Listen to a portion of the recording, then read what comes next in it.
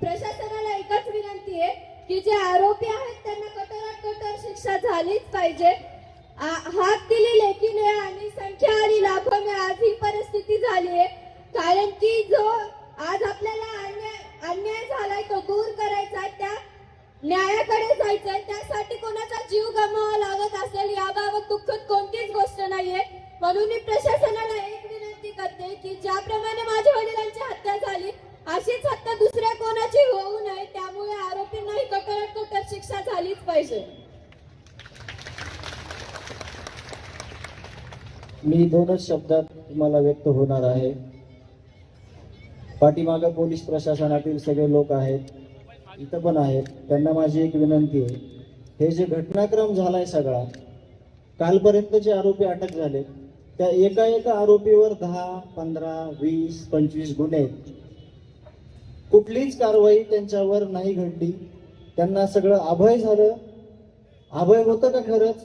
त्यांना कोणीतरी पाठीराखे होते म्हणून ह्या घटना घडल्या। माझा भाऊ आज जिवंत असता जर सगळ्या गोष्टी ज्या ती त्यावेळेस केल्या असत्या, आणि ही संघटित गुन्हेगारी बीड जिल्ह्यातील आहे, आणि या संघटित गुन्हेगारीला जर कायमचा ताळेबंद करून एक महाराष्ट्राला आदर्श दाखवून द्यायचा असला तर माननीय मुख्यमंत्री साहेब, तुम्ही आम्हाला आश्वासन दिल्याप्रमाणे, तुम्ही अधिवेशनात बोलल्याप्रमाणे, तुम्हाला आतापर्यंत सगळ्या गोष्टी जिल्ह्यातल्या जवळपास कळाल्यात।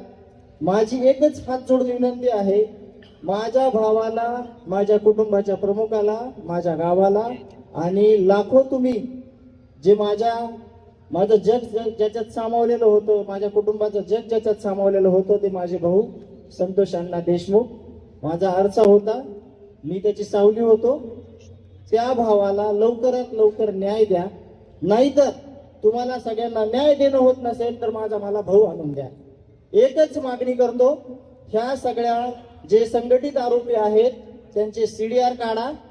इथं पुण्यामध्ये काय काय घटनाक्रम घडला, कुठं ते थांबले, त्यांना कोण भेटले, त्या सगळ्यांचे CDR काढा। काय जितकी लाईन लागायची तेवढी लागू द्या। एकदाच दाखवून द्या असं की गुन्हेगारीला कुठेही कुणी पाठीराखण करत नाही। आरोपीला कठोरातली कठोर शिक्षा द्या। देशमुख कुटुंबाला नव्हे तर सगळ्या 18 पगड जातीला जे आज रस्त्यावर आले त्यांना न्याय द्या, एवढी माझी हात जोडून विनंती आहे।